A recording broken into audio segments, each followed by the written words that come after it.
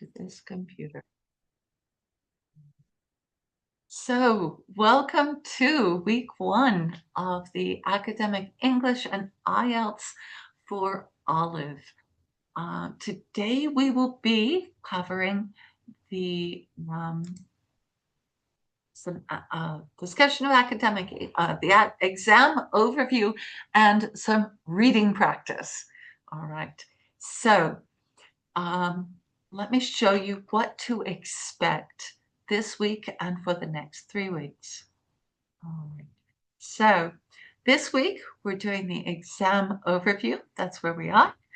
We're going to be looking at the reading exam techniques, and I will be giving you some resources.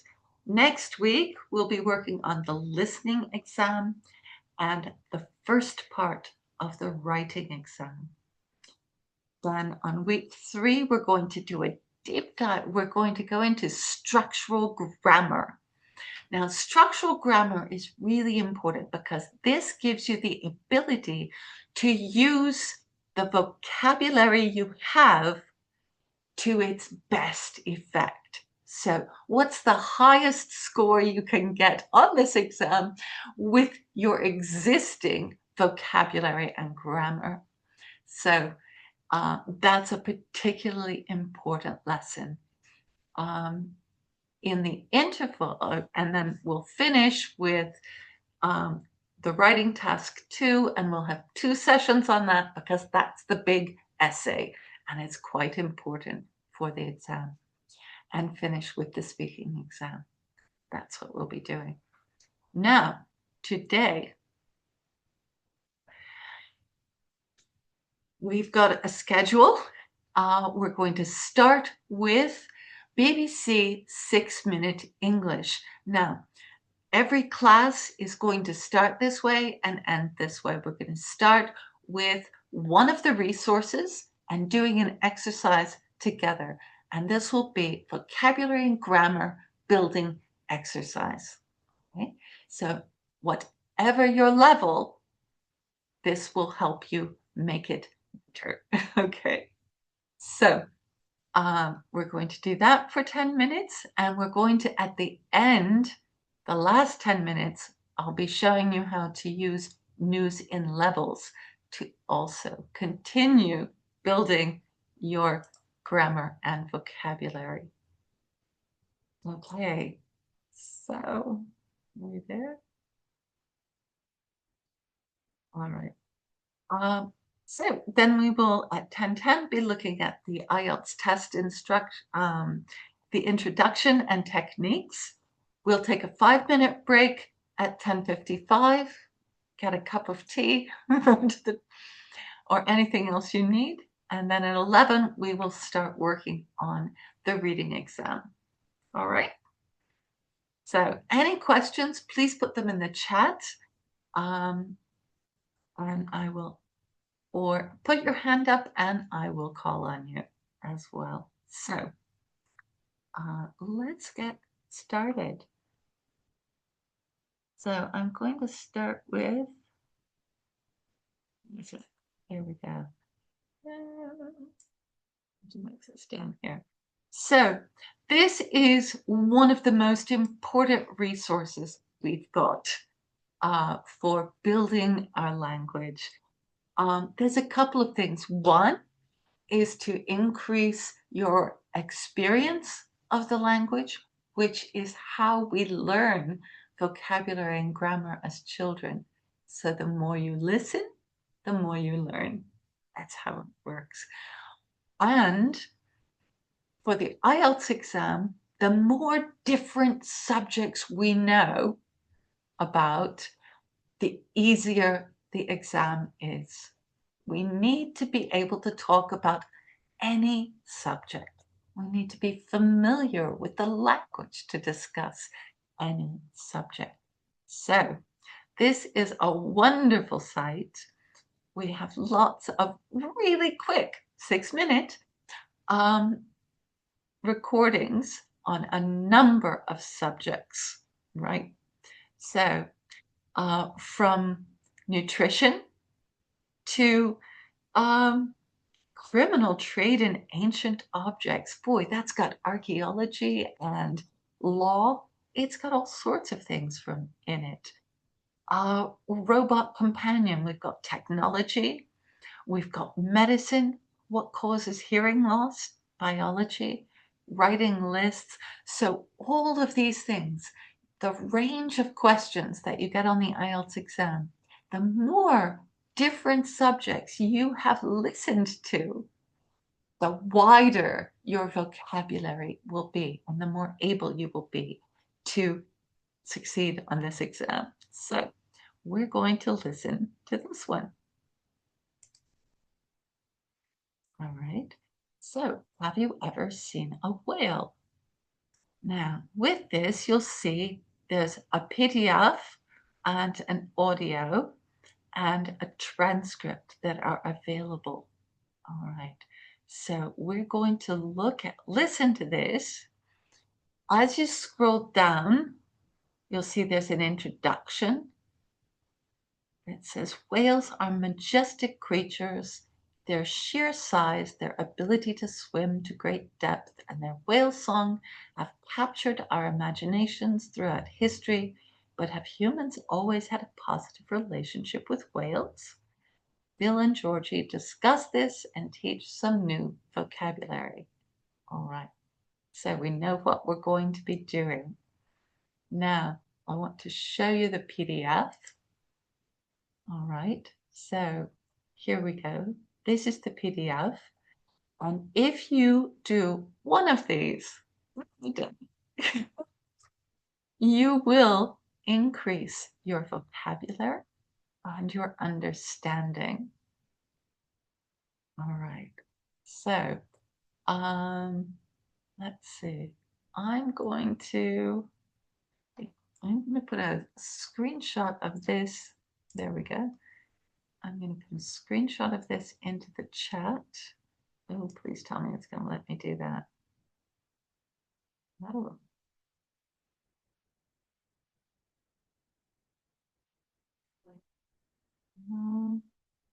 I don't see the ability to do that. I might have to change that. Okay.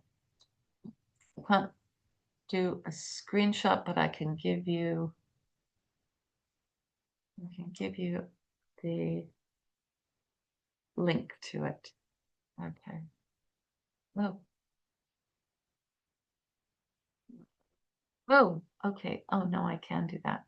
Okay. There's the link to it. And here's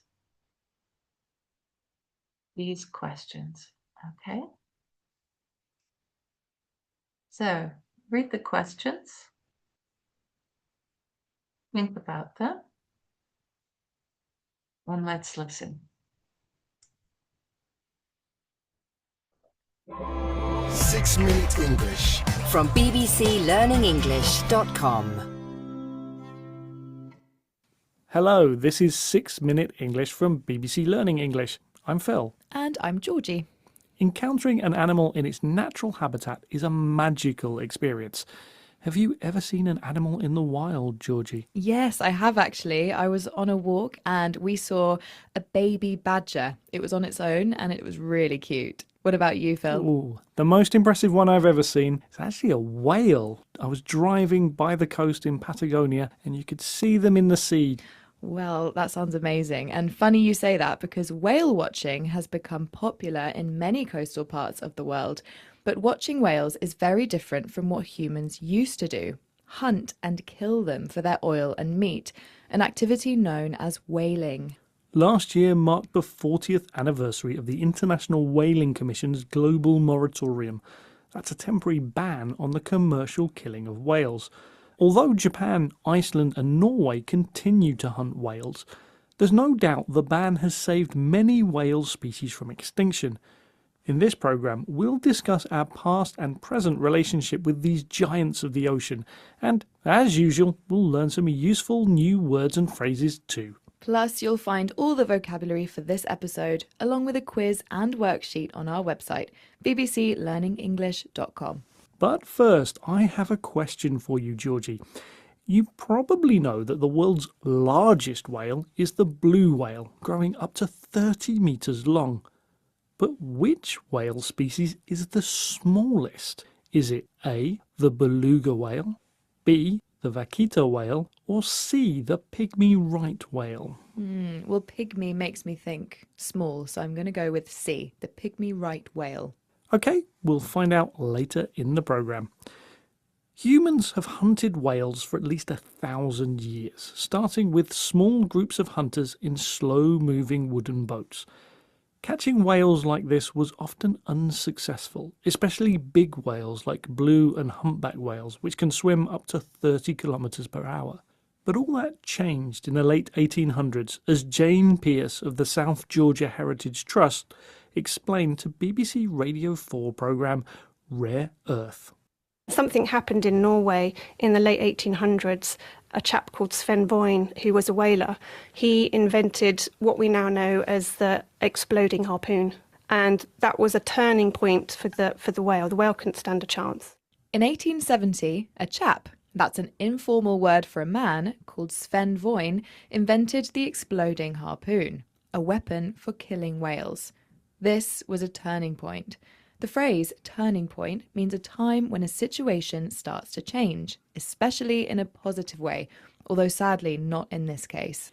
After this, the whales didn't stand a chance, meaning they had no chance of successfully avoiding the hunters.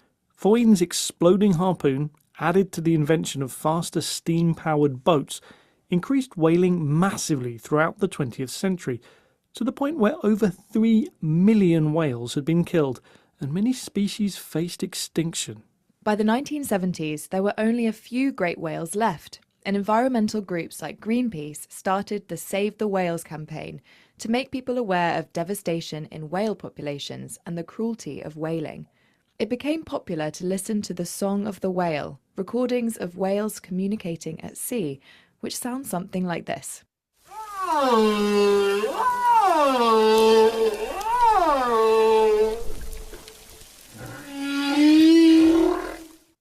Here's marine biologist Joe Roman discussing the Save the Whales campaign with BBC Radio 4's Rare Earth. People started thinking about whales in different ways. And then we have to give a shout out to activist groups like Greenpeace, who put their rib boats, they put their Zodiacs in between Soviet hunting vessels and sperm whales. And they were very good at media. Joe gives a shout out to Greenpeace activists for protecting whales. To give a shout out to someone means to praise them in public. Videos and photos taken by Greenpeace changed public opinion about whaling. Joe says Greenpeace were good at media, meaning they skillfully used media outlets like TV and newspapers to convey their message to the public. Many whale species are still endangered, and all whales still face danger from ocean acidification and plastic pollution. But the moratorium, that means the temporary suspension on hunting them, has lasted 40 years and hopefully will help protect whales for decades more. Okay, Phil, isn't it time you revealed the answer to your question? Okay, I asked you which was the smallest species of whale. And I said the pygmy right whale, didn't I? You did. Unfortunately, the answer is actually the vaquita whale, which is about 1.5 meters long. Oh, so cute. Okay, let's recap the rest of the vocabulary we've learned. A chap is an informal word for a man. A turning point is when a situation starts to change, especially for the better. If someone doesn't stand a chance, they have no chance of success. To give a shout out to someone means to publicly praise them. And finally, if you're good at media, you are skillful at using media outlets to convey a message to the public. Once again, our 6 minutes are up, but remember, you can find worksheets, quizzes, and loads more resources to improve your English on our website, bbclearningenglish.com. See you there soon, but for now, it's goodbye. Bye. 6 Minute English. From bbclearningenglish.com. Right. What did you think of that? Have you seen this, one of these episodes before? Yes, when I was young. Good. Well, If you are approaching an IELTS exam, the more of these different ones you listen to and do the work on, the better your score will end up being, because you will stand a better chance, as opposed to not stand a chance. You will stand a better chance of having the vocabulary you need for the questions you are asked. All right. There's also a pop-up quiz, which we can start. Let's do that. How fast can blue whales swim? Do you remember? Type your answer in the chat if you want, or you can give a shout. Yes, the second one, 30 kilometers per hour. Excellent. You got it right. Fantastic. Okay, let's look at the next question.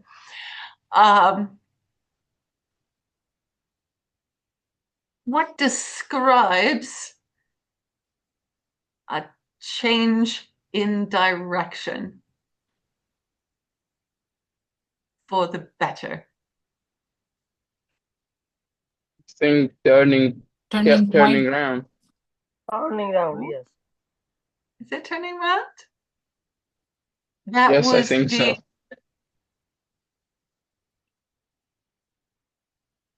one person. Ahmed thinks it's the second answer. I think turning back. Turning point, I guess. Turning point. It's Yeah. turning point. You can go back and reread the transcript from this. I'll give you the link as well. Okay, let's look at the next one. What is an informal way of saying man? The first The one, first one. chap. Good job. Good listening. Okay. And how about if you publicly praise someone, you are? The first one, give a shout out. Give a shout out. Do you agree?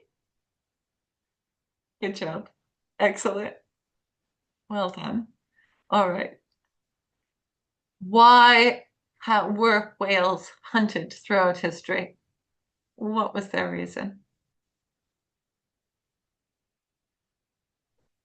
The third answer, yeah. The third The one, third one. Oil, oil, and oil, meat, and bones. Yeah. That was at the very beginning of the article. Good listening. Excellent. There we go. And which word means the temporary suspension of an activity? The third one, moratorium. Yes, moratorium. the third one, yeah. Moratorium. Excellent. Hmm. Is that a new word for you? Yeah, that's the new word. There we go. Well, make a note of it. It's really good. That's an excellent word to know. Anyway, so well done.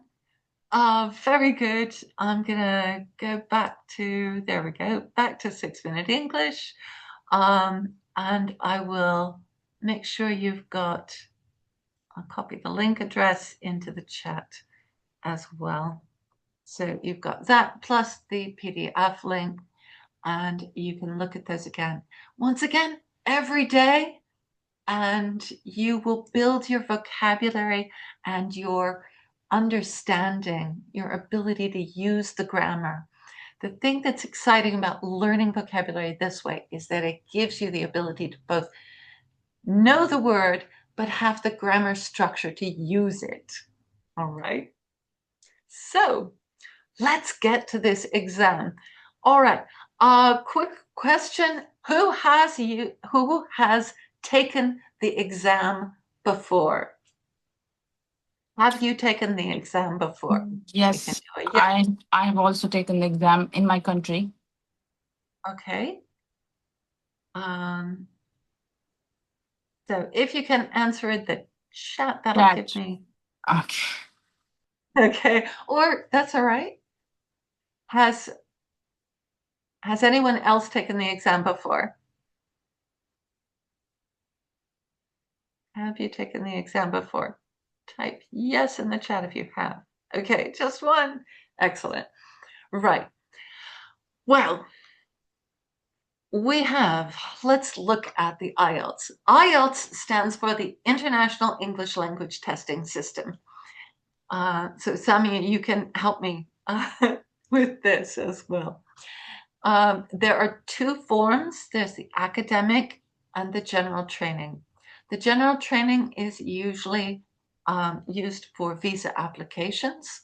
Obviously, the academic is for going and applying to university programs or for returning to your profession. So if you want to go back into medicine, if you want to resume your career in medicine, if you want to resume your career in law or architecture or any professional career of that nature, medicine especially, you will need the academic IELTS exam. There are 4 parts to the exam. The listening is 30 minutes long. The reading is 60 minutes long. And the academic writing and the writing is 60 minutes long as well. Those are held together in that order at a exam site. And my best advice on this is have a good breakfast and take a bottle of water that you've taken the label off of so that there's no writing on it, because it's going to be 3 hours of heavy work. The speaking exam is only 11 to 14 minutes long, and it will take place either before, after, or on another day near the exam. There are a couple of things about this exam that make it very different. There is nothing you can memorize to make this exam go better. It's an exam of how well you communicate, how well you use English. And there's only one exam for this whole range of ability. So unless you're expecting a band 9, you are not going to be able to answer every question on the exam. So if you're a perfectionist like me who thinks if I'm not getting 100%, I'm failing, we have to let go of that perfectionism and do enough to get the score we need. For most, bouncy mouse. For most academic programs, somewhere between a 5.5 and a 7.5, depending on the university and the program. The way to know what band level you need is to look at the admissions policies of the institution you want to attend. Okay? So if you don't know which one, then look at a range of them. Here's a couple of universities who have programs that I would like to join, and this is the band score requirements for each of them. Okay, so keep going. The scores are calculated by taking the total from each of the 4 categories and averaging them. They are measured in increments of 0.25, 0.5, and 0.75, and they're rounded. So you'll be getting a PDF of this as well, so you can worry about that. So 2.5 is rounded up to 0.5. 7.5 is rounded up to the next whole band, right? So, but there we are. So the receptive skills are, can you understand the language? All right, can you understand what you hear? Can you understand what you read? The expressive skills are, can you communicate? That's all. Can you understand and can you communicate? Can you make yourself understood in writing and in speaking? Right. Do you have the vocabulary to manage in subjects that are maybe unfamiliar to you? And that's where this wide range of listening with the BBC is very important. Okay, so that the 6-minute English is a huge help because it works with all of that language. You want a variety of subjects. Most important thing, find a subject you've never listened to or read anything about before and choose that one. Challenge yourself for new language. One for comfort, one for new. There you go. All right. The most important thing on the entire exam are the questions. The answers are found in the questions, amazingly. If you read and understand the question, you will understand how to answer it. Right? If you guess at the meaning of the question, you will not. Right? In the listening, the questions tell you what information are you listening for. It's really, this is why I showed you a few questions at the beginning of that reading, of that listening that we did. All right. What is this about? Okay. The reading, the questions tell you what the document is about and what parts of it you need to read. Okay. In the writing, understanding the question is a quarter of the mark. Okay, there are 4 criteria that the writing is marked on. One of them is fully understanding that question and addressing all parts of it. The second is having a structure to your writing. And then it's the vocabulary and grammar. So I'll show you how to get half your score is in understanding that question fully. All right. So the speaking, the questions are going to guide you to use more complex grammar and vocabulary. That's what the questions are for. The examiner's job is to see how high you can go in the exam. All right. So what do you think, Samia?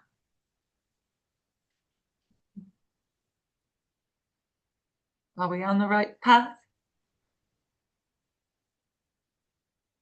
All right. So let's look at the reading test. There's 60 minutes on the reading test. Oh, stay first. Okay. There we go. All right. There's 60 minutes on the reading test. And there are 40 questions. There are 3 documents on the academic test. Good. Thank you. 3 documents with a total text length. Oh, goodness. Almost up to 3,000 words. I can tell you there is not enough time to read 3 documents and answer 40 questions in 60 minutes. Okay. They will be academic in nature, but non-specialist. So that's why the 6-minute English is a big help, because you don't need to know the specialist language, but you do need general language. Okay. The topics can range from science and the environment to social history or business, social policy. It could be anything. All right. Everything there's any subject, and it may contain diagrams as well. Okay, so the skills you need are a bunch of reading for gist, main ideas, detail. These are the things they'll be asking you to do, what they'll be measuring you on. Recognizing a writer's opinion and following the development of the argument. There's question types for each of these. But the most important thing is to read the questions first. Because, and I'll explain this more in the second half of our class today, because the questions are our reason to read. There's only one reason to read anything on this exam, and that is to answer those questions. So we're going to let those questions guide us through the reading, and I'll show you how that works. In the listening test, once again, how do we know what to listen to? It's going to be the questions. It's about 30 minutes. There will be time to transfer your answers. If you're in the paper test, there'll be a chance to look over your answers in the computer-based test. The first section is a conversation between two people set in an everyday context. The second is a monologue. So the first one would be someone ringing up a library to find out what sorts of classes are available there, or what kind of materials can they find. The second part will be a single person talking about what's available at the library or at the sports center. What classes are available there? What can you do at the sports center? What activities can you find? The third is where we start being in an academic environment. It will be a conversation with up to 4 people, and it will be students talking about an assignment or discussing something with their tutor. Okay. And the fourth will be an academic lecture. So it would be one person talking about a subject. So similar to the reading, it's going to be that kind of information.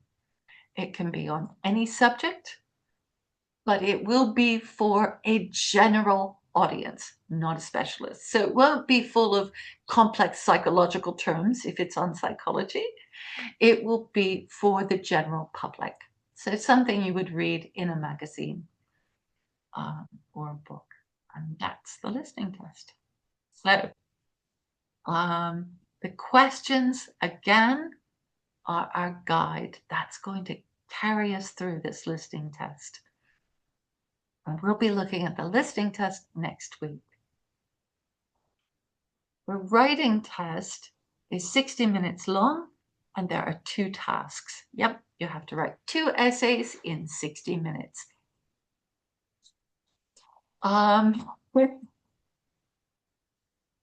There is one and only one way to make this easy and fast. Everyone wants to get their pen down on that paper as soon as they can. They want to start writing, and they read it very quickly. So let's look at this. The thing I'm going to be emphasizing throughout this is planning. You need to really look at what you're doing, make notes, plan how you're going to use those notes, and then start writing. If you do it in that order, the writing will be easy and you will be able to focus on your grammar and vocabulary the way you want to. So the first task is visual data. It's going to be a map, a graph, a chart, or a diagram. And you need to explain it, describe what's happening, and how the and how the data relates to each other within that image. The best way to describe it is pretend you're describing it to someone who cannot see it and has never seen it. All right?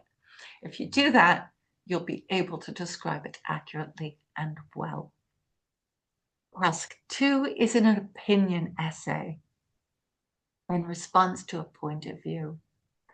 And the most important thing on this one is to give your opinion at the beginning and support it throughout the essay. It only needs to be 4 paragraphs long, and I'll show you how to do this. There we go. The essays are marked on 4 criteria. Content. Did you understand the task and write about all of the relevant parts? Second part, organization of ideas. Is there a logical progression in your writing? Do you use paragraphs effectively? So that's half your mark on both of these. You can only get that half by planning your answer. Okay, so after that, you have a chance to shine. Do you have the words you need for your vocabulary? And can you write compound and complex sentences and use a range of tenses accurately? Now, remember I said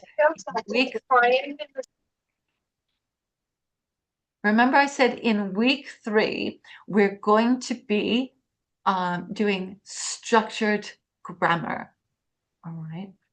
I'm going to do a section on structured grammar that is specifically about writing compound and complex sentences. All right. So week 3, compound and complex sentences. All right. And the thing is, it doesn't matter what level your vocabulary is, you can still do this, and I'll show you how. All right. So the speaking test is 11 to 14 minutes. It's a face-to-face interview with an examiner, and it is recorded. There are 2 examiners for the writing and for the speaking. So you will have your first examiner, and then someone else will review the whole thing and mark it as well.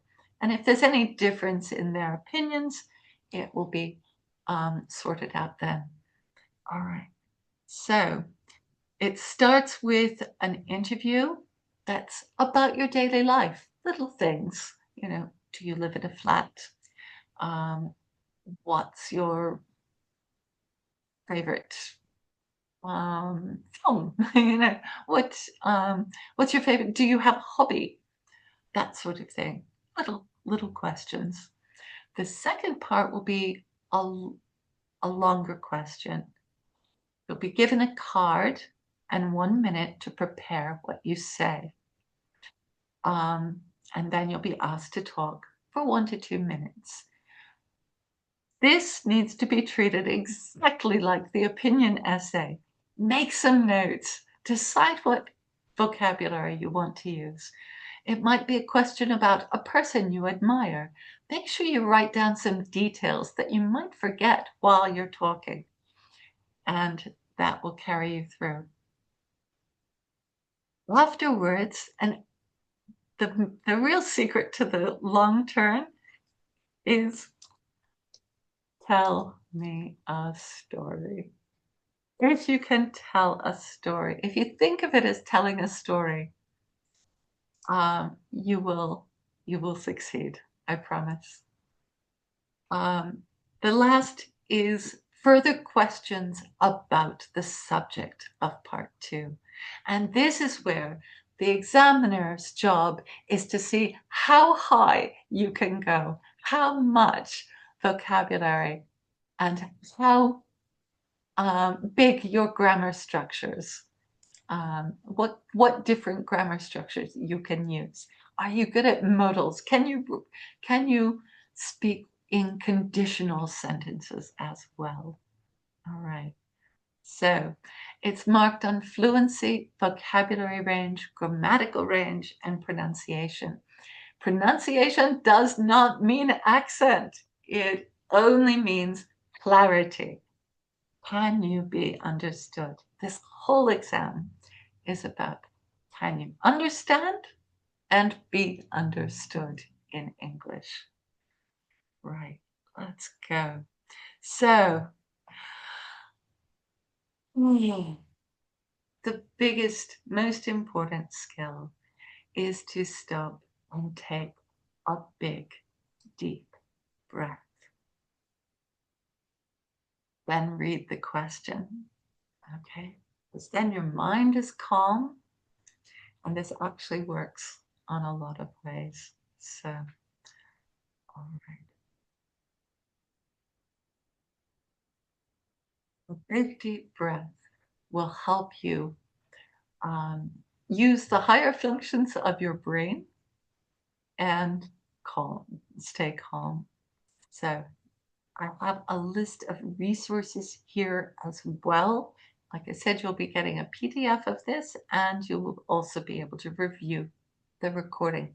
Samuel, what would you like to add, if anything? Or anyone who's taken the exam, would you like to talk about your experience a little bit? Hello everyone, good morning. I'm actually joined to the class. I did already pass the IELTS exam last year.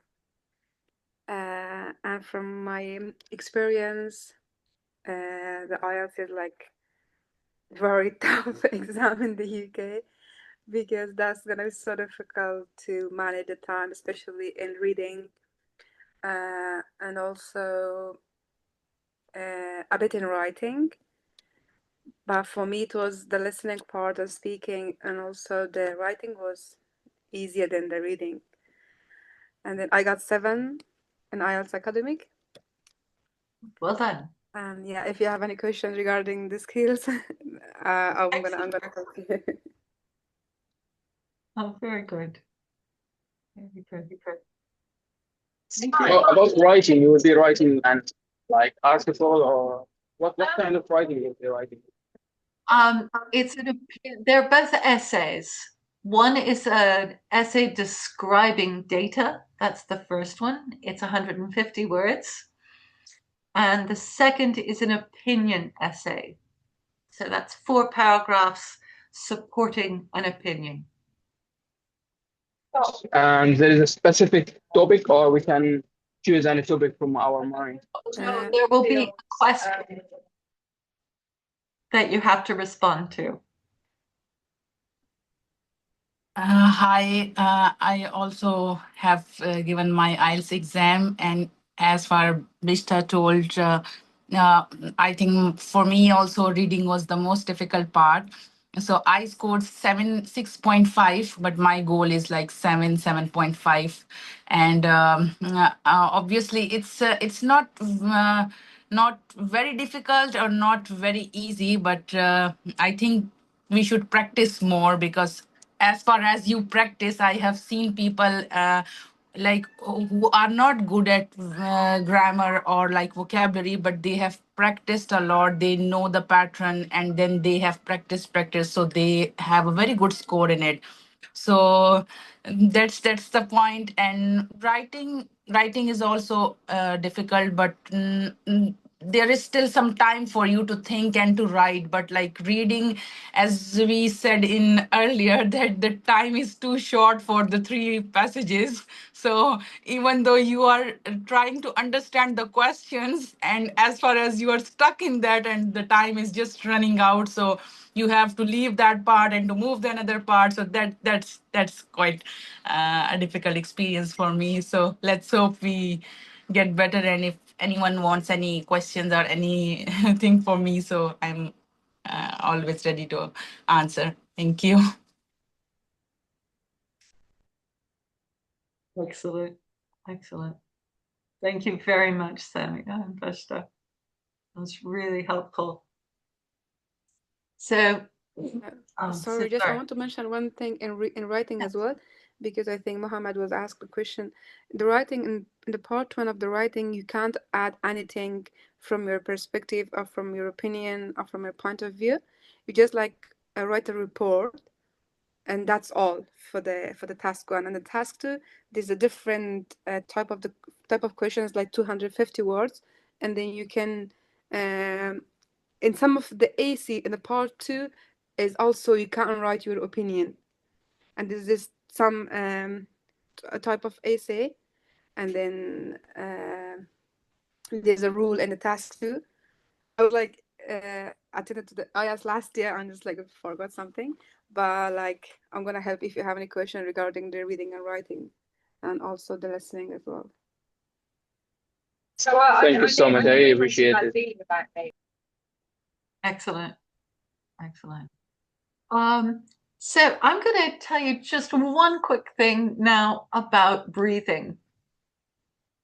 There is, okay, has anyone here ever had anxiety in an exam? You get scared, or you just, even if you're not, if you don't think you're scared, your brain goes blank.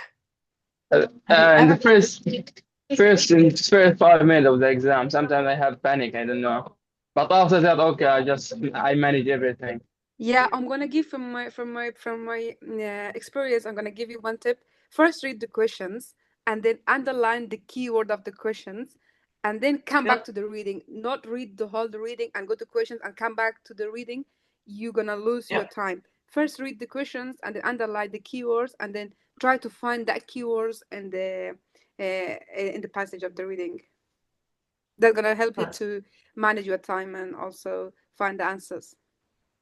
Thank you. Like I said, at least you mean like to read the question instead of reading the Robert? The passage, yes. First read the questions and underline the keywords in the questions, and then come back to the reading, and then like not read whole the passage, just like scanning and to find the answers. If you like read the 3 passages, like it's 6 page, it's not gonna enough to answer the questions. We're going to be going over the reading exam in just a few minutes. We're going to start at 11 o'clock. I'm going to tell you one quick thing about breathing. All right. I'm going to keep coming back to this. It's really important. If you've ever had your mind go blank in an exam, there is actually a reason for this.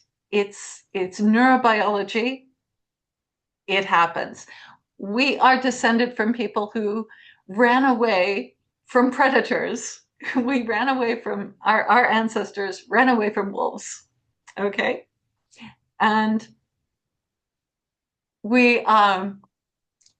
so this is very deep in our brains. So if we are afraid or anxious about something, and there's fMRI images that show this, if you have anxiety, the higher functions of your brain get a reduced blood flow, and the parts of your brain that help you run away get an increased blood flow. This is not helpful in the middle of an exam, but this is so deep in our brains because these are our ancestors. This is the only reason the people who didn't run away, we aren't descended from because they were eaten way back. This is ancient, We're talking, before the Neanderthals even. So this is really deep in our biology, that when we have anxiety, our blood flow is reduced in the higher areas of our brain, and we are ready to run away. It's a switch. You look at something, it scares you. Unfortunately, this is so old in our brain, it can't tell the difference between an exam and a pack of wolves. So it's just a switch that happens, but there is a switch to turn it back on. Once again, I've seen the fMRI images of this, and all you have to do is take a long, deep breath.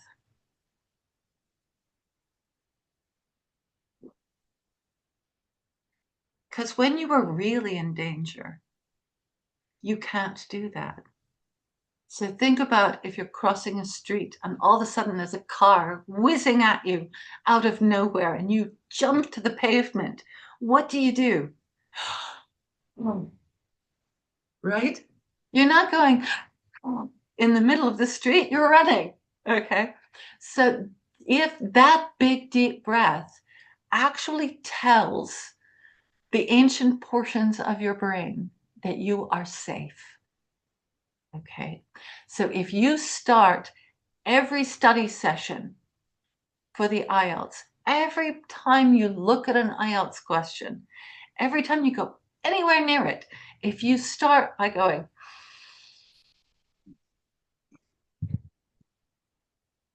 you will train your body not to be afraid and not to respond in that way. And you'll do it automatically when you're in the exam. You won't even have to remember to do it. Okay? So deep breaths are important. Now, I am going to pause the recording and stop the sharing. So let me pause. Oh, no, that was the wrong pause. I need to pause the recording. Where is it? Shoot.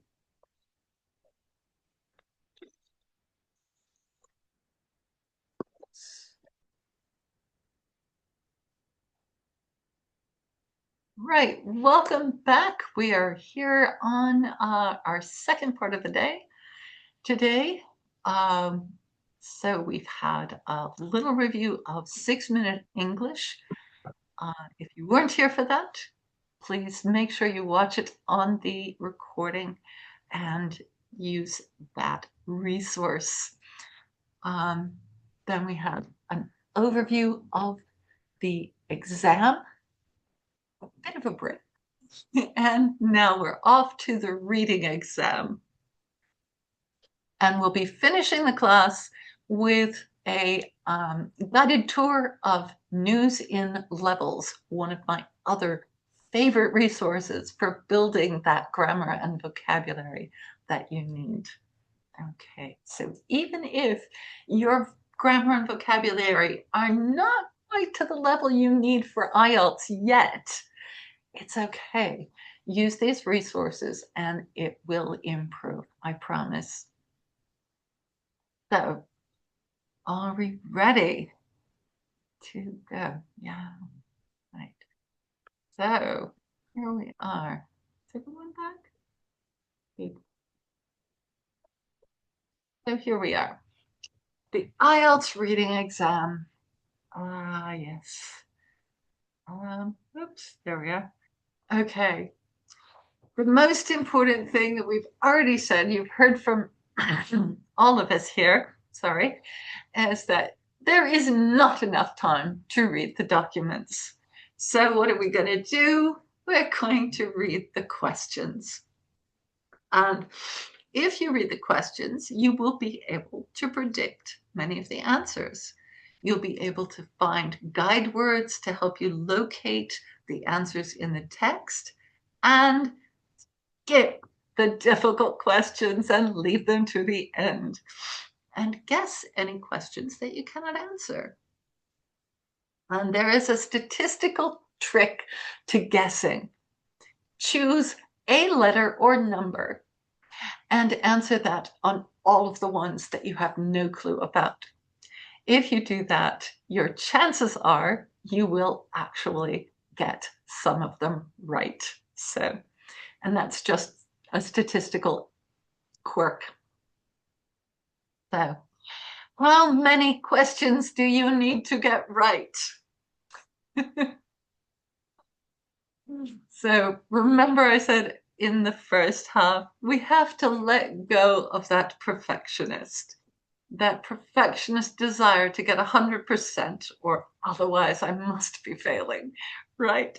So this is where you can see, depending on the band score you require, how many questions you need to get right. Okay, so how many questions can you get wrong and still get a band 7?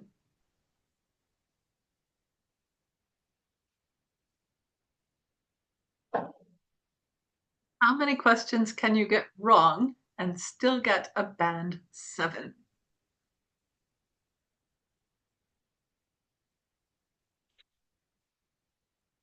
Yes, you've got it. You only need 30 to 32 questions correct to get a band 7. Excellent. So knowing what is required for your university is very important because because once you understand this, that you don't have to answer all the questions. So there's going to be questions in there. There's going to be a few questions that are just to tell the difference between an 8.5 and a 9. Do you need to answer those questions? If you need a band 7?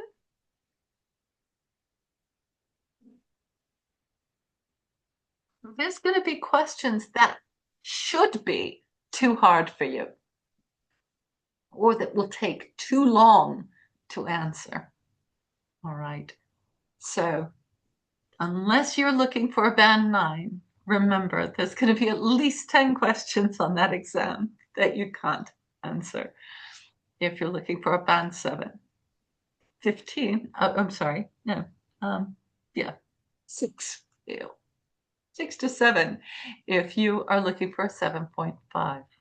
Okay, so yes, of course we want to try and answer them all, but the reality is we don't have to, and it's actually so hard that even some examiners and teachers like me have not been able to get 100% on the reading exam. I have a friend who keeps trying it. So let's keep going. So there are a range of question types. Now, one of the things that's going to be very important is that you practice each of these kinds of questions. All right. It's really important that you understand what's going to happen is you will understand how they write them and what they are looking for an answer. So the more practice you get, the easier the exam becomes because you become accustomed to the kinds of questions and the we've lost a few people. The kinds of questions and the answers they're expecting. Okay, so let's keep.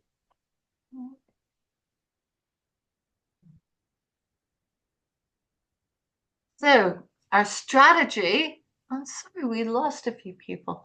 Our strategy is exactly what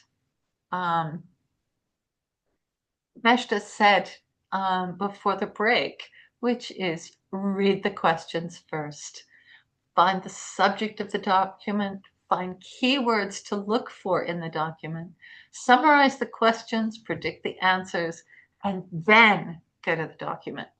Scan for detailed information, read the first and last sentences of paragraphs, and guess.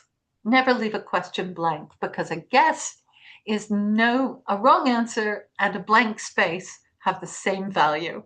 So it doesn't matter. Oh, sorry. Right. So let's try this. So here we go. We've got a set of questions.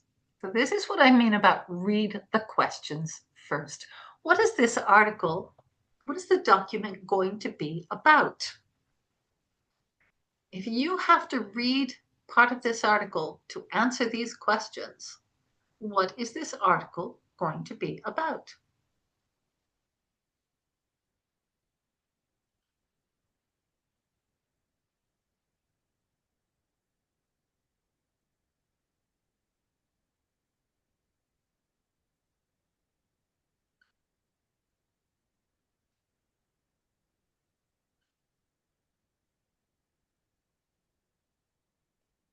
It's going to be about rice production.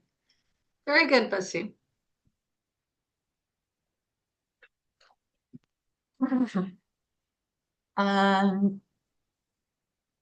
So there we go. We know it's going to be about rice production. So what are the key words that we're going to look for in these questions? What words are we going to be looking for? Yeah.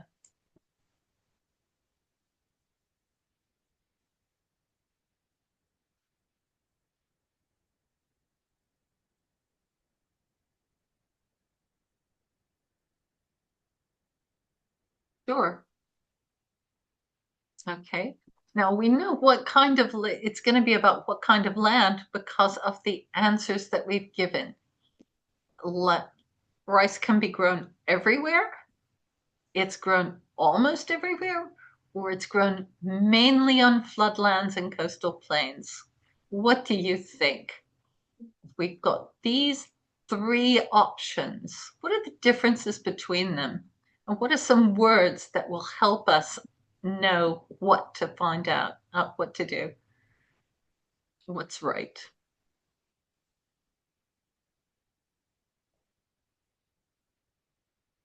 Okay.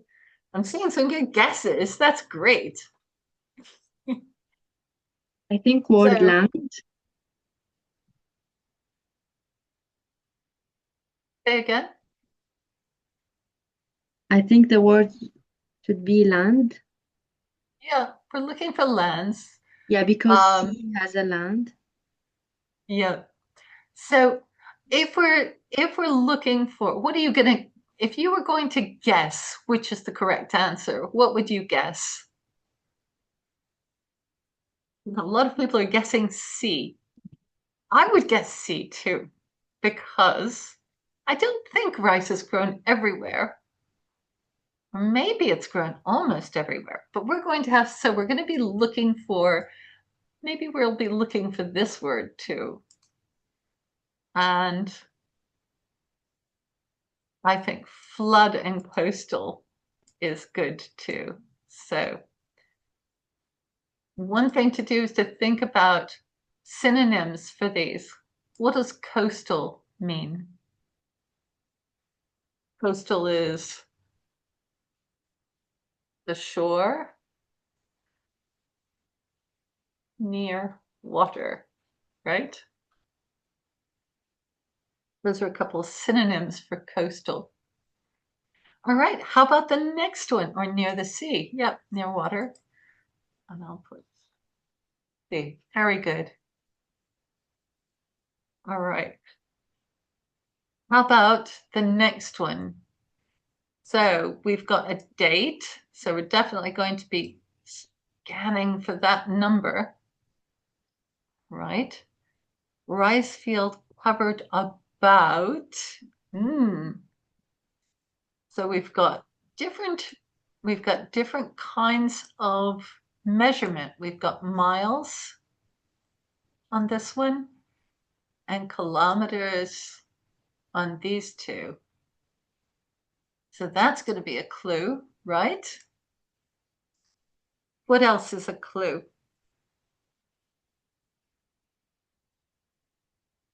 What else are we going to be looking for? To tell which of these answers is correct.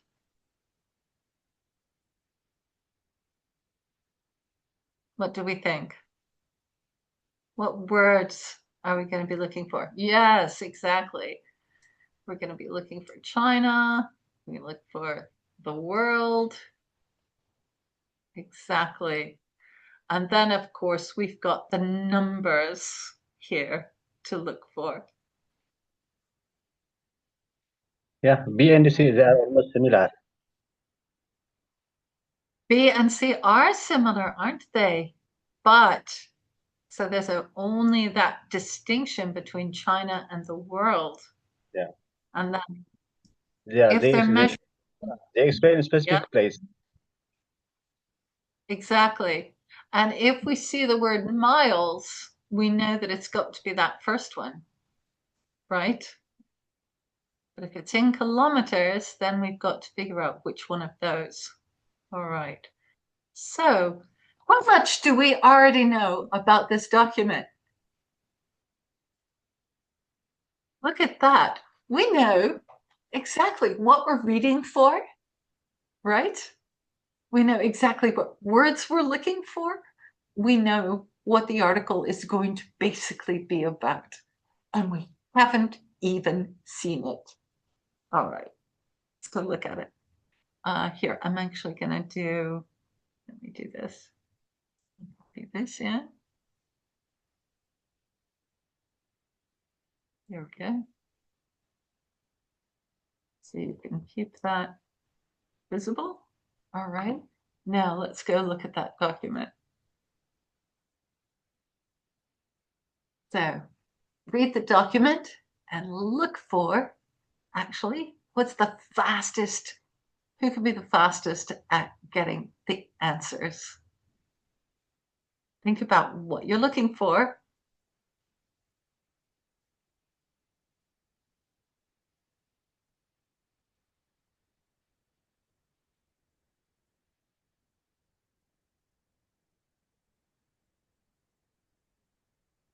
Remember, we guessed C for the first one. Do we still agree with that?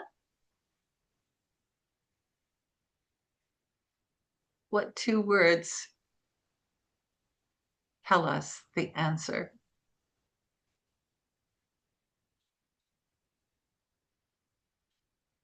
Where is white rice grown?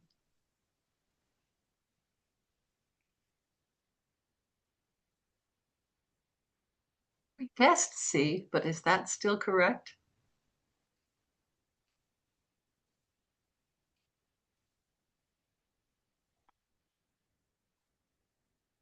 This is one of those times when things that you think you know can get in the way of what's in the document.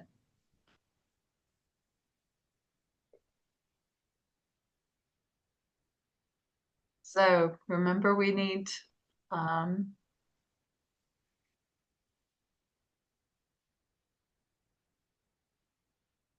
so which letter is it? Which letter is it for number one?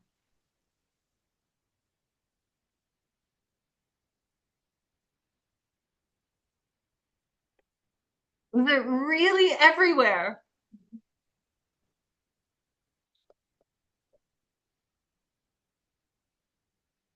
Is it everywhere, almost everywhere, or in coastal plains?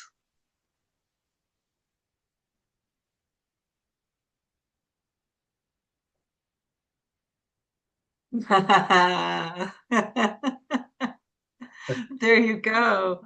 Why is that? I think three, Is it three of them are the answer. Is there some place where it's not grown?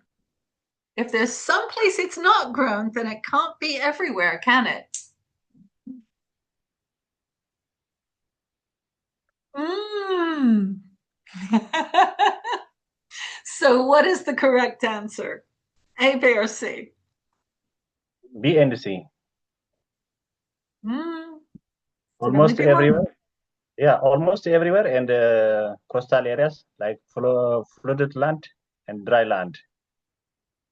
But it also includes the mountains. So what is the sentence that tells us that it's B?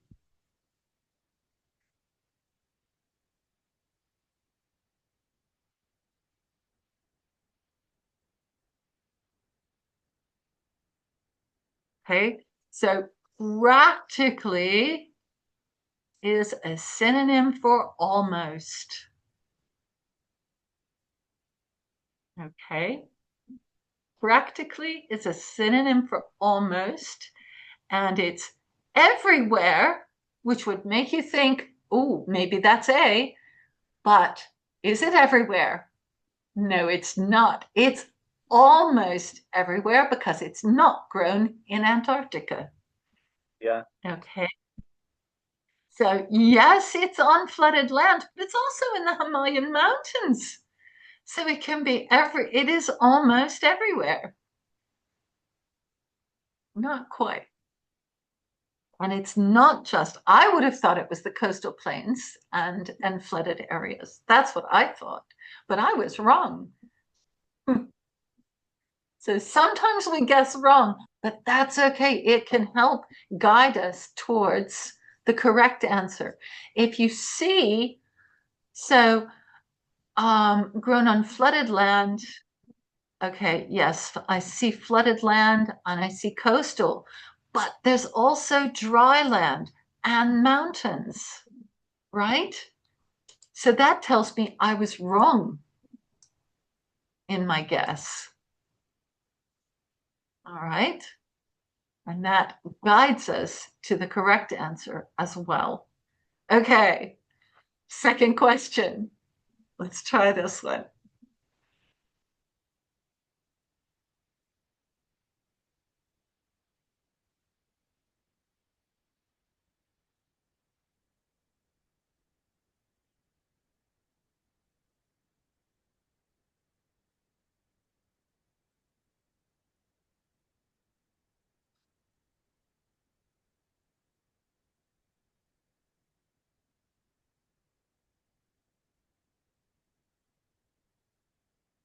Really good.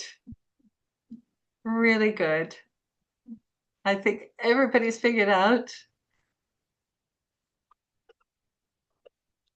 They talk about Asia, right? They don't talk directly about China. And what are they measuring in? Are those miles or kilometers? They're kilometers. Yeah, square Right? kilometer. Yeah. Exactly. So that makes it C easily. Good job. Well done. Well done. Okay. And that's just our first try. So you see what I mean? That practice is going to make this easier and faster. And that's really the key to doing the reading. We didn't have to read very much. We just had to scan for the information we were looking for and then read the area around it. And that's the key to getting through this. The other thing that this is shown, notice the answer to the first one was in the first paragraph. The answer to the second question was in the second paragraph. Generally, that will be how the questions occur in the reading exam, unless it's deciding on headings and things like that. And then it won't be. Okay. So, are we ready to try another one?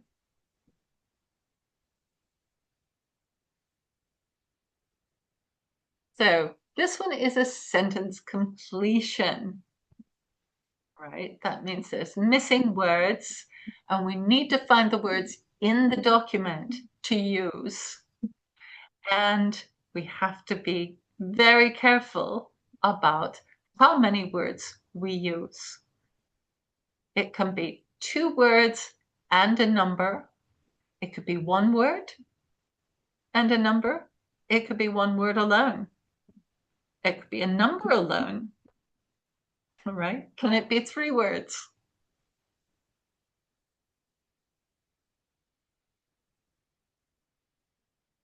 What do you think? Can it be 3 words?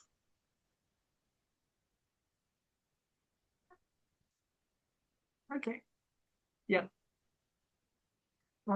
So this is really important to read this and read the instructions carefully. No more than 2 words and or a number from the passage, from each, and it's from the passage. So we're looking for the exact words in the document for this. So let's read these partial sentences and figure out what Yes, it can be 2 words plus a number. Yes.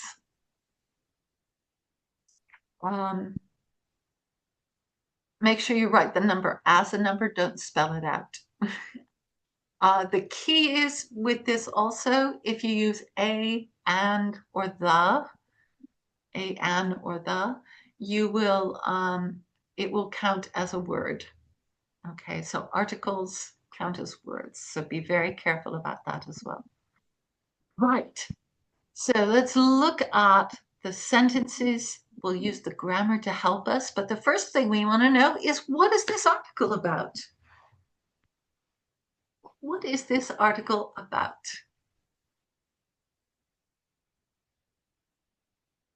Yes. It's about problem of smoking. Okay. There's our starting point. So, what does it mean to have a strategy to tackle? What is a strategy to tackle? If I have a strategy to tackle a problem, what am I doing? Am I making the problem bigger or smaller?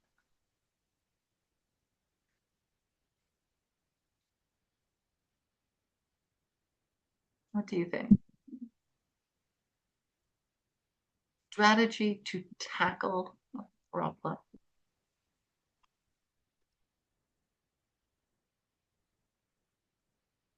What's another word for a strategy?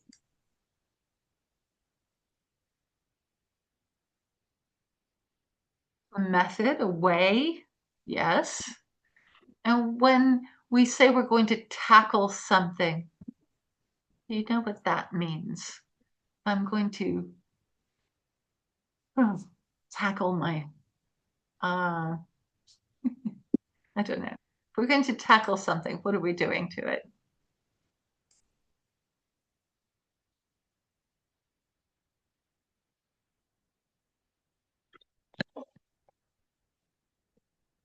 If we're tackling a problem, what do we usually do with problems?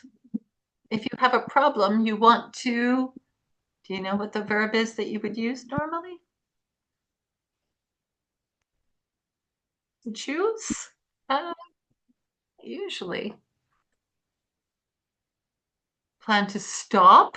Yeah, exactly. Solve. Excellent, Samia. So we solve problems, right? We, exactly. So tackling a strategy to tackle the problem of smoking is a method or a way of what? That's okay. No worries, Samia. So we're looking for ways to solve the problem or stop people from smoking, right?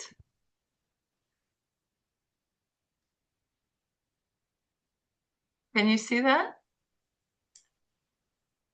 Language is a little challenging here, but so stop people. If only I could type from smoking. There we go. So this is really what we're doing. We're looking for. So we're looking for the most recent method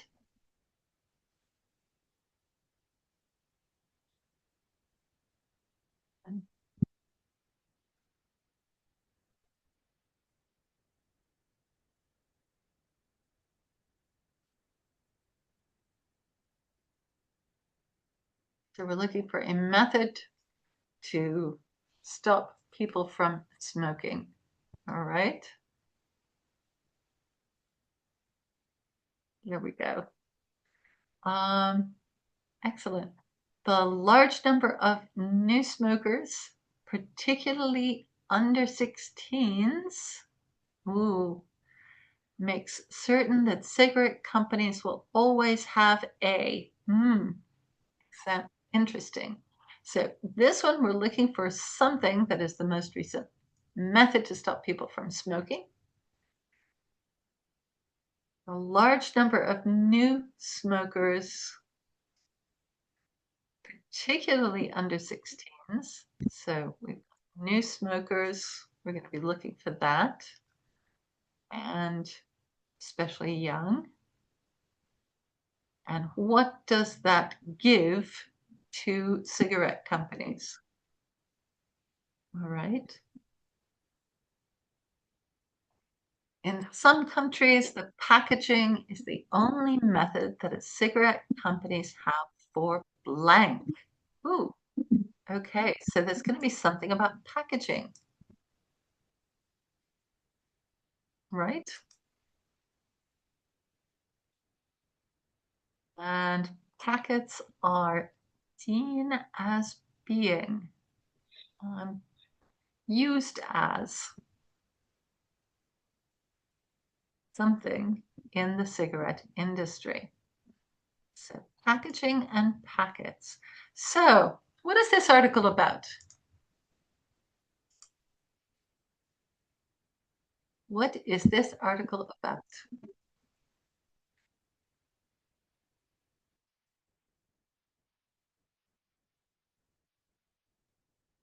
What is this article about?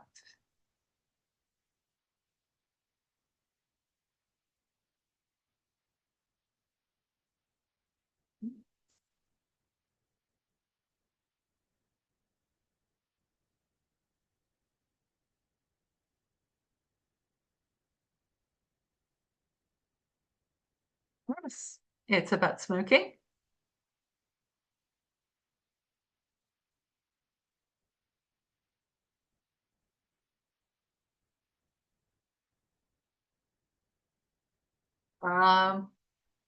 What else can you say?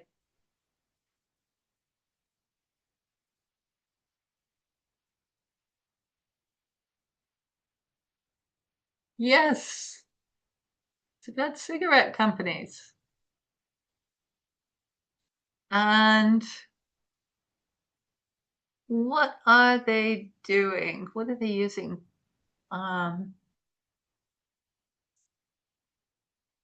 Okay. And it's about packaging. Cigarette. Yeah, exactly. So cigarette companies and packaging. All right. And we want to know what method, what is the strategy to stop people from smoking, and what cigarette companies are doing, right? So once again, I'm going to copy these.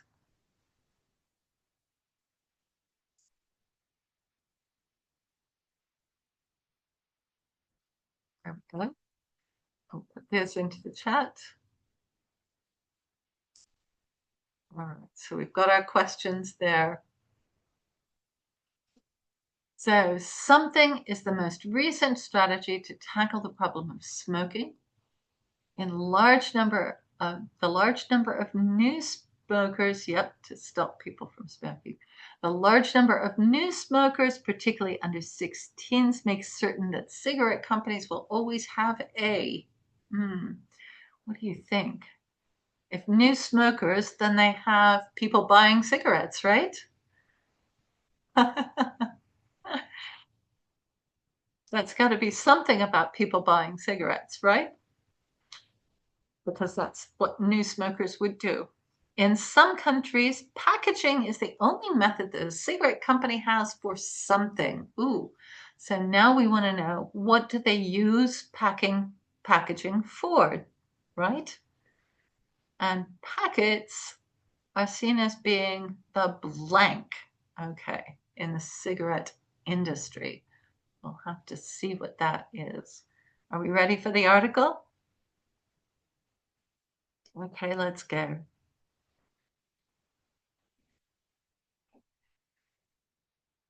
So Look in the first sentence and see if you can find the first answer. Just read the first sentence of this.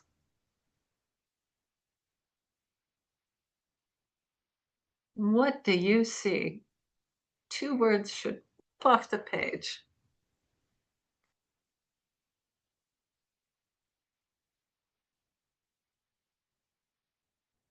So it's the war against smoking. Make no mistake, the move to introduce plain packaging is just the latest front in the war against smoking.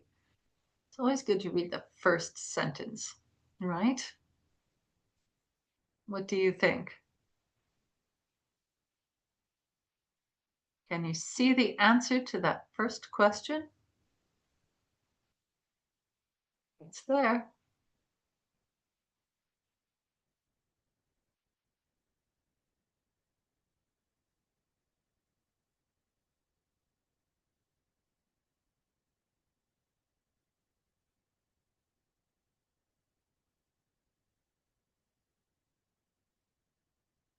Can you see it?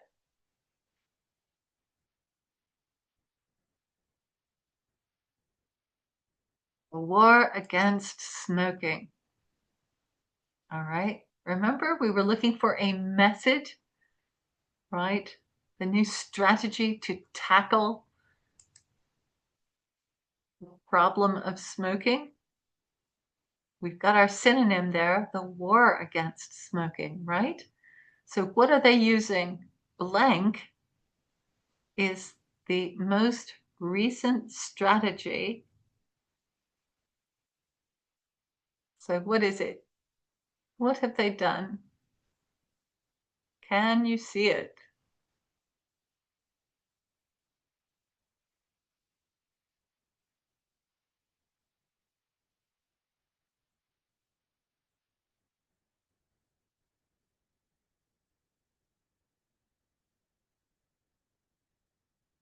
Can you see that? Oh dear, I need some answers. Come on, guys. You can do this. It's so close.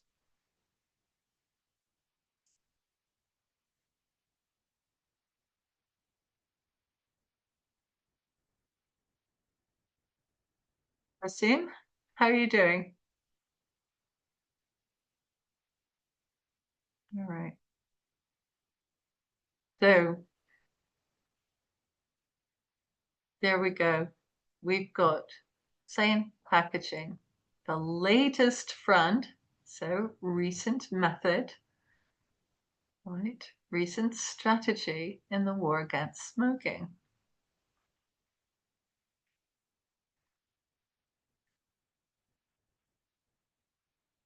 Ooh, the number of people. Now, if we look at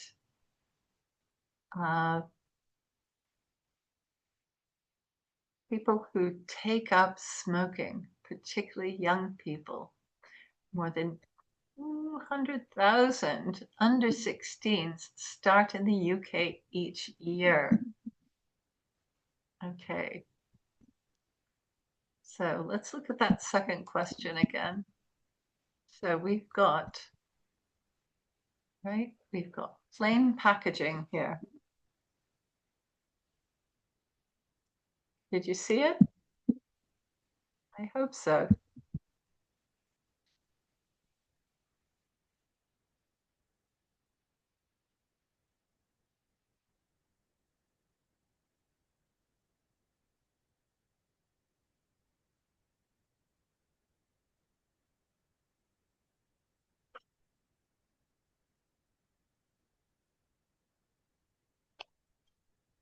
All right. So how about the next one? Large numbers of new smokers, particularly under 16s, make certain that cigarette companies will always have a, what do we think? Ooh, more than 200,000 under 16s. Ooh, there's that under 16s that we were looking for. That's good. start in the UK each year, helping ensure a viable market remains for manufacturers. You see that word, viable market there. All right. So this is important.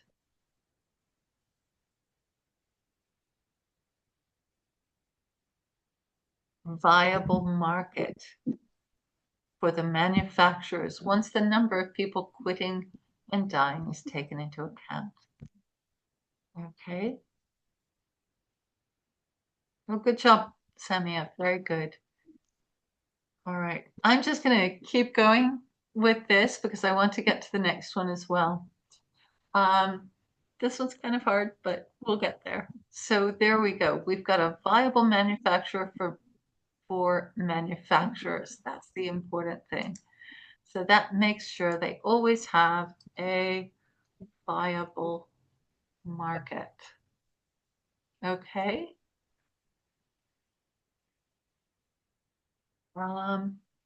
Excellent. So what's our third sentence? In some countries, packaging is the only method that cigarette companies have for blank. Ooh, what is it the only method they have for?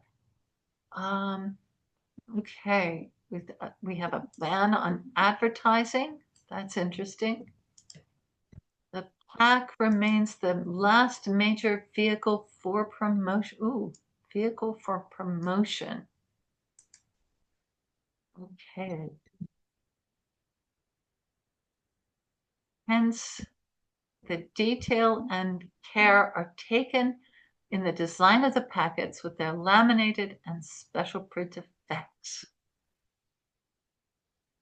All right, so there we are. What has been happening? In some cases, it's the only method cigarette companies have for, what are the words we want to use?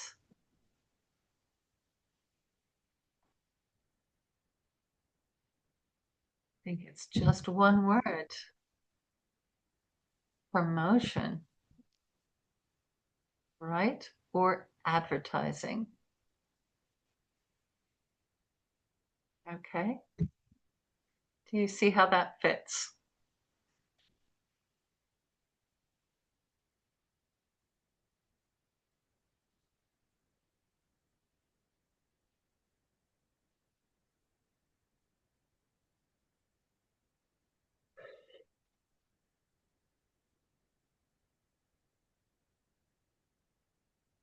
All right.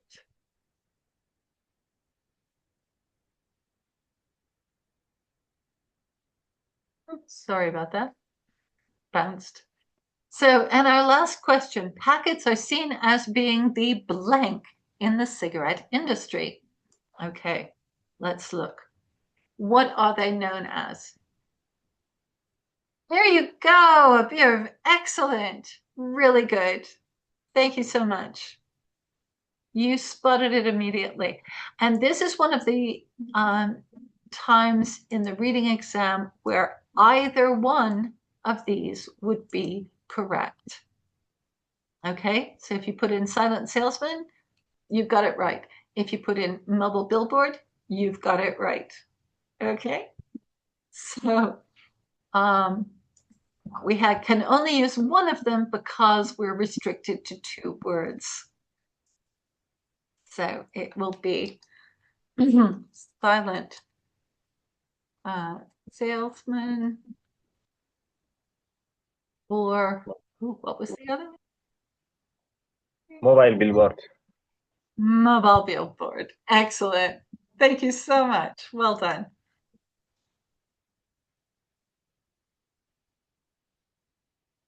Okay, so once again, we have seen that we can understand the article by reading the questions, and we can find the answers by looking for clues in the questions.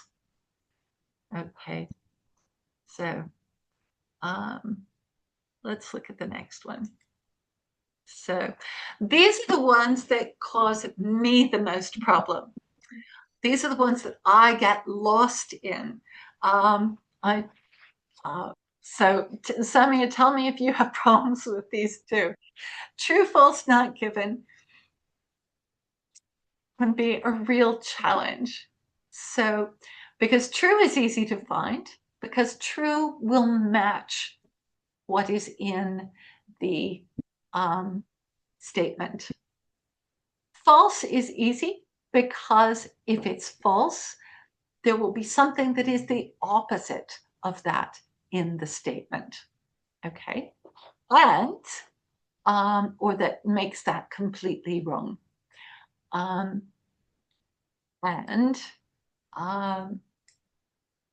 so the challenge is the not given. So I have a method for this. And I've had to adopt this to keep myself from getting lost in these.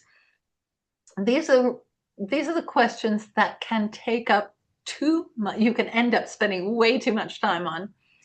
They tempt you to keep reading and rereading and going, oh, well, it almost says this. Are you sure it doesn't say that? So my rule is I will read once looking for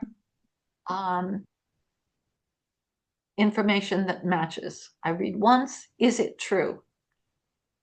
If I don't see something that makes it true, I will look at it again. Is it false? Is there any information that makes it definitely false? If both of those readings come up with no, there's nothing that says it's true and there's nothing that says it's false, then say not given and don't read it again. So that's the only way, because I've done this when I've taken the exam. I get lost in these because I'll just keep reading it and say, oh, I thought it was there.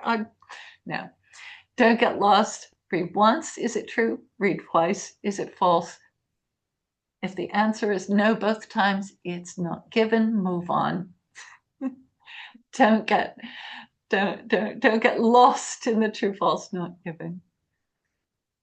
And by the way, people, a lot of people say, oh my gosh, these are the most horrible questions. Why did they do them? And I can tell you, when the first thing I had to do for my master's was, and any research project, the first thing you have to do is a literature review.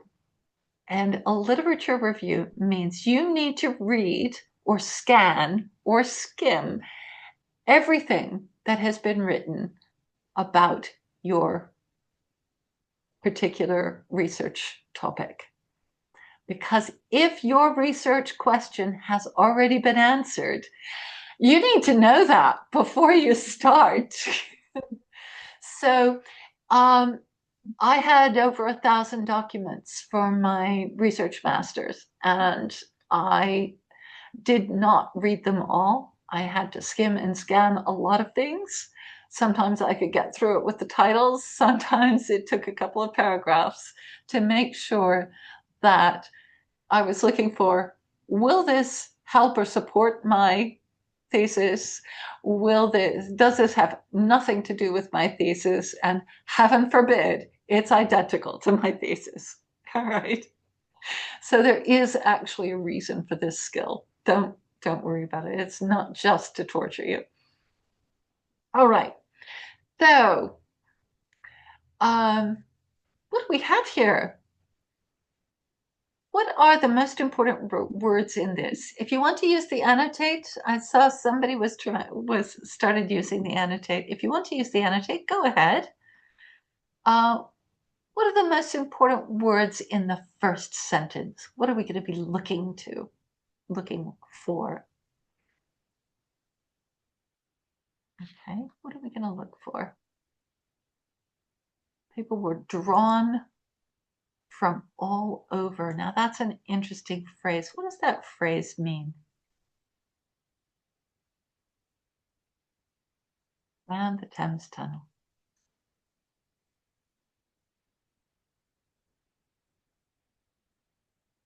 So the article's obviously going to be about the Thames Tunnel, or it might be. We'll see. Okay.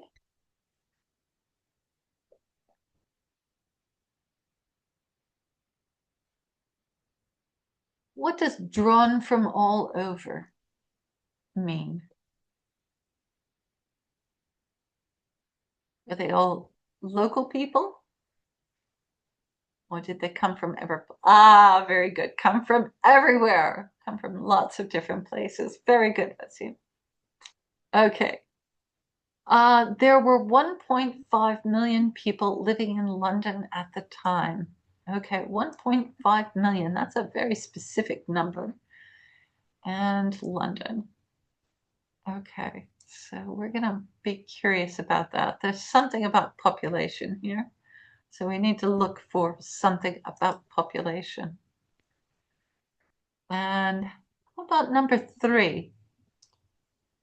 Can you summarize? What would you do? How would you summarize number 3?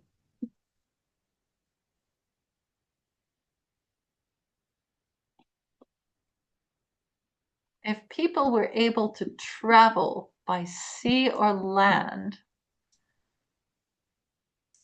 what's a way of traveling by land? Yeah, no airplanes. Very good. What's a way of traveling by land?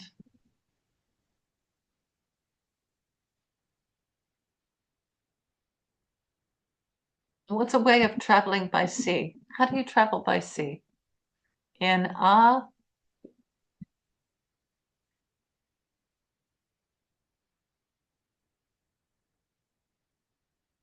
ship, boat. Yeah, there we go. So cars and ships. Excellent. So we've got things to look forward, getting those synonyms going so that we're thinking of them. All right.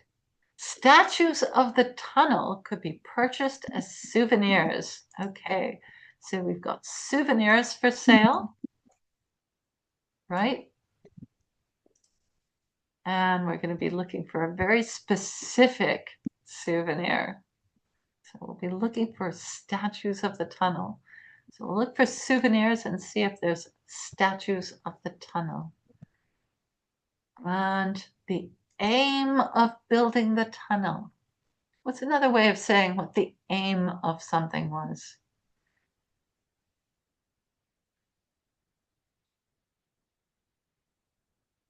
Why did they build it? What was the purpose? Okay. So the aim of building was a tourist attraction. They built it to get tourists to come. Okay. So once again, I'm going to copy these into the chat. Here we go. Remember, read once, is it true? Read twice, is it false? And scan for those words that we're looking for.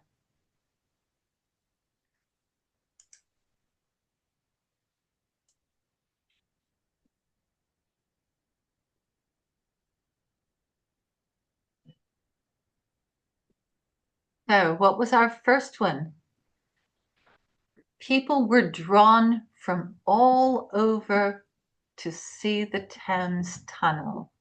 Is that true or false? And what words do you see that make that true or false?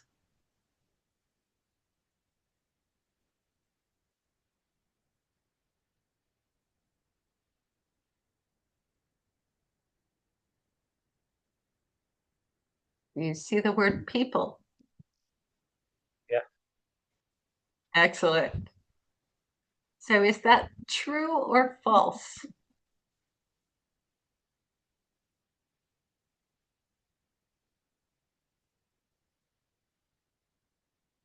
Yes, exactly. So our first one is true. Excellent. And how many people lived in London at the time? Can you find something about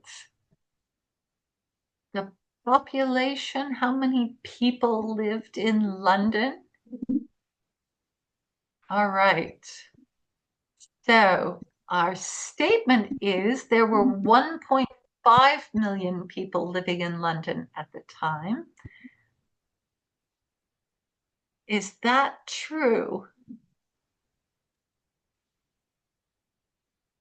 How many people were living? Yes, exactly. Now, why is it false?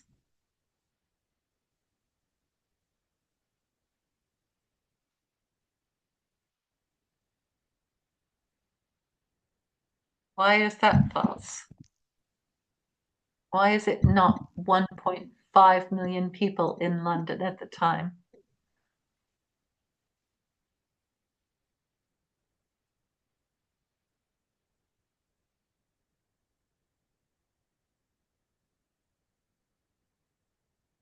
Because if there were a million people, if a million people were half the population of London, how many people were in London at the time? 500,000. Yeah, 2 million actually, because if a million people were half of the population of London. Oh gosh, sorry about that. My mouse just bounced. There we go. If a million people are half the population, what's the whole population? 2 million. Okay. Now, what was our next statement? So we know that one's false because it wasn't 1.5, it was 2 million. People were able to travel by sea or land in those days. What sentence tells you whether that is true or not? Oh, sorry. Okay. Hopefully, do watch the rest of it on the recording. Okay. So, what sentence tells us that the next one is true or false?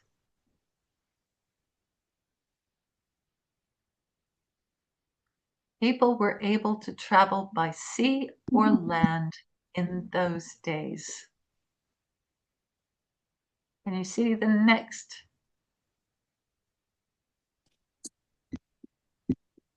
Can you see that one?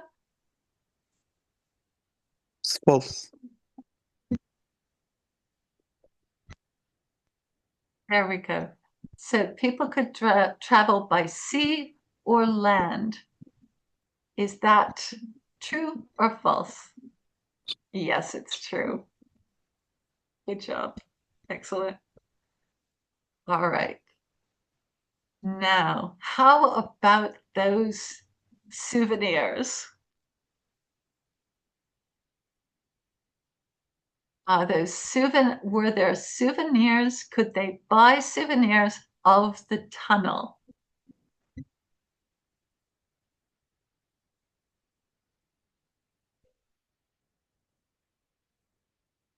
So, could they buy souvenirs? Yes. Could they buy souvenirs of the tunnel? Yeah. Where? What does it say that? Could they buy souvenirs of the tunnel?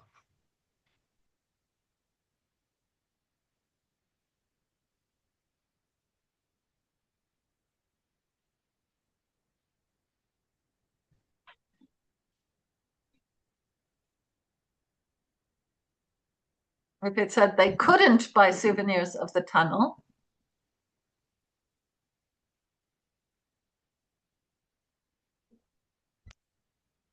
so remember yes, that's it. Statues of the tunnel. Is there anything about statues of the tunnel there? No, so that's why it's not given. Okay.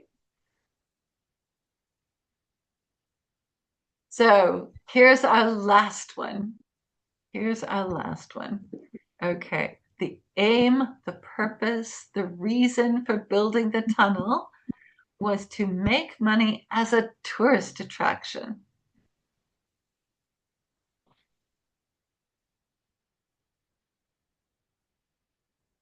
What is that, true or false? It was built to be a tourist attraction.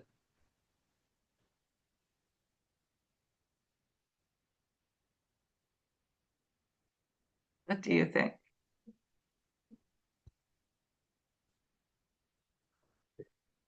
It's false. Excellent. Why? What was the purpose, the idea, the reason for building it?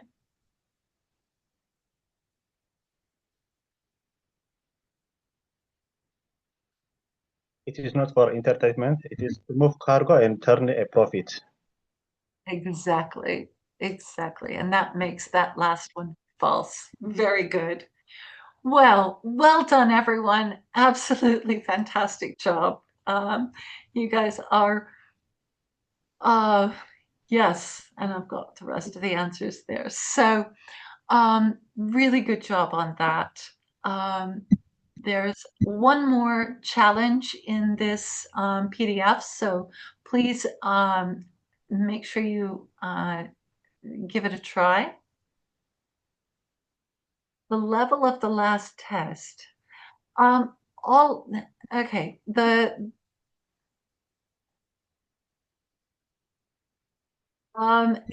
not, the questions are not specific to level necessarily.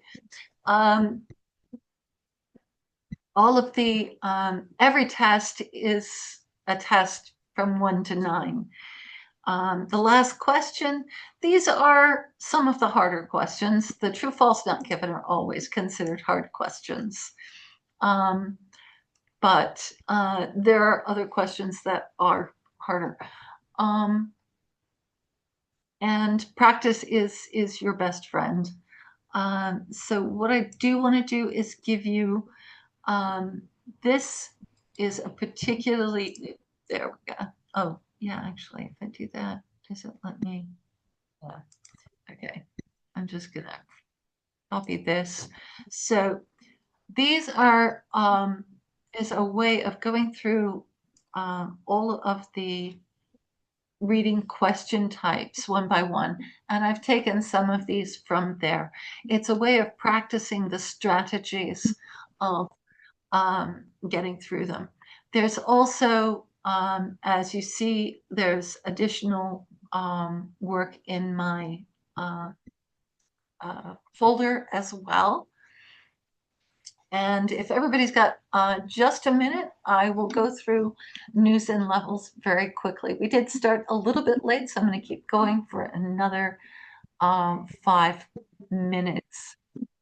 So you can use IELTS Liz to practice the question types exactly, but the one I really want you to see, if you're looking for videos to watch, oops, okay. If you're looking for videos to watch on methods of taking the IELTS exam, this is the only person that I endorse on YouTube. There's a lot of duff answers. There's a lot of really bad advice on YouTube, unfortunately. And so I've watched them so you don't have to. And everything that Asia says is absolutely spot on. It's exactly what the advice that I would give. All right. And this has gotten, I've gotten students into Russell Group universities. It works. Okay. The methods that I'm teaching, the methods that I'm showing you really do work. But before we leave, let me show you one more resource that will keep you building your vocabulary and grammar, and that is News in Levels. If you haven't used it before, I really recommend it. It helps you develop your understanding and sensitivity to English grammar. Okay, so there's also, like the 6-minute English, there's a variety of subjects that you can choose from. So choose a subject that you're unfamiliar with, and it will expand your vocabulary with the contextual grammar that you need to use it. So the one I was hoping to look at is this one on AI videos. So if we click on it, let me get this so that, yeah, there we go. So that it stops showing us the ads. So you will see in level 1, all of the sentences are short and in the present tense. And this is really vital when we get to my structured grammar lessons, because we all start with short present tense sentences when we're learning a language as a child. And then we gradually are able to build more and more complex sentences. You'll see that there are vocabulary words and usually a question at the bottom. When you move to level 2, you get compound sentences and multiple tenses. So it'll be past as well as present tense. And most importantly, a very interesting question. So look at that question, look for that question in the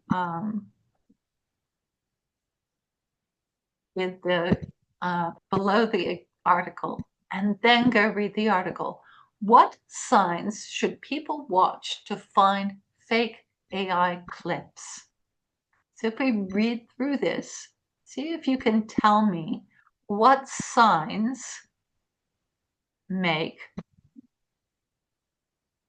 it possible to notice that something is fake AI.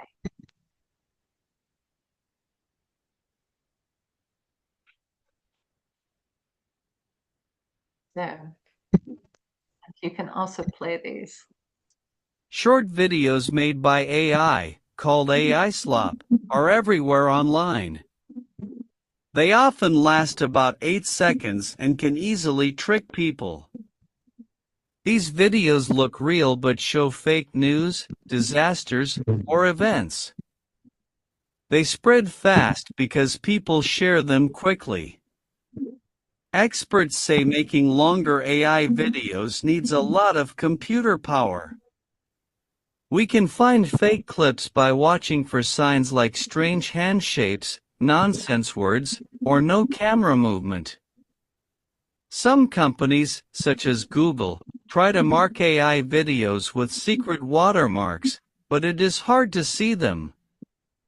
People must stay careful, check other pages before believing something, and stop sharing videos that look weird. Okay, so what signs should people watch for?